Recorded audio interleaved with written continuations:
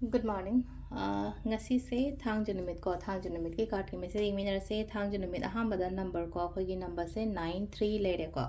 atuga kaino akhoi gi color black natraga purple gumba kai gumba du minus shin pibe yai ko atu ngasi se akhoi hanuman jayanti su oire atuga kaino su oire ko hadi purnima se hadi meite calendar da no hayeng gumba du minus tamne ko adu khara madana hadi ngasi su oi ko adu hadi sum ishana khara keno tawba matama na hara sina ko ngasi natra hayeng adun tawning banu midam tawbiro ko ngasi tawbira shu yai ko hadi ngasi do ai khatang change dun hadi manifestation oro te rituals oro purnima gi ke gi maina tawbining ba le raga di ngasi tawru ka shu kai de ko atuga hadi adum ha khoi gi keno gi calendar se follow tawraga dum hadi numajing ne na khalaga di dum numajing ishana thaza banu mito adu da thamoi shena tawbiyo ko thabak keno tawba matam da ko adu dum le re ko aduga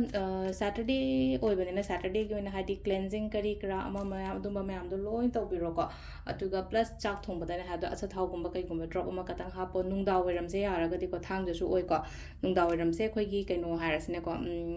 sana khongnang da khoi gi mai khatang ka thok piyo ko acha thau gi dipak harase acha thau gi mai ama dumaina gumba ka thok piyo ko hayeng se aduga Mingonda kitang piba angamba khara dumaina dan gumba donations gumba kai gumba dumaina khara ma tawbiro ko adum tigilo thoko dumaina hari card hum katang tho jai ko sita ina keno tawriba card sing de card hum katang lo tho se hum se card number 1 consider card number 2 consider card number 3 consider ma kan minera se ko ado select ko hamba card number 1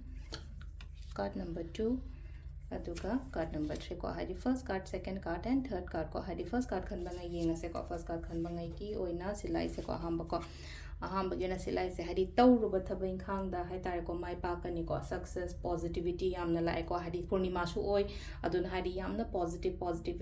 thoughts amagalona thabain khang do madam tawbiyo ko engonda mai pak pa hap to gani ko ani shuba sinas de lai na ko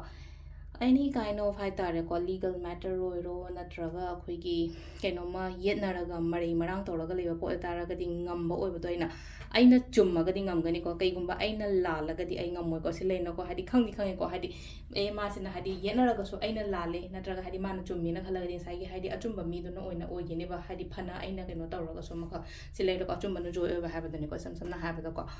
ahum suba khan banga yengja ahum suba khan banga yesileina ko hadi keno ni ko silai se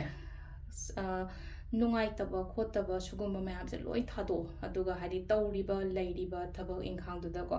yamna hai tar sida confidently tawana hari ko sida hari na thona layon hani samsam na harba da ko ado sisina ko card ki message le ko timing le ki pung taru makhai de ni pan ga minute manga phawng le de 13 ga minute 30 de na pung mari phawng le ko adagi pung manga ga minute 30 de na pung 3 phawng le aduga nungdang gi na ni pan ga minute manga dagi na nungdangi baruga mini fu phawng le ko aduga nongalam dai na ohum ga minute kun mapan dai na mari ga minute yang khai mari phawng le ko sisna ko yi ngasi gi oina for timing ko adu silai re ko gi daily card message se ma'am thank you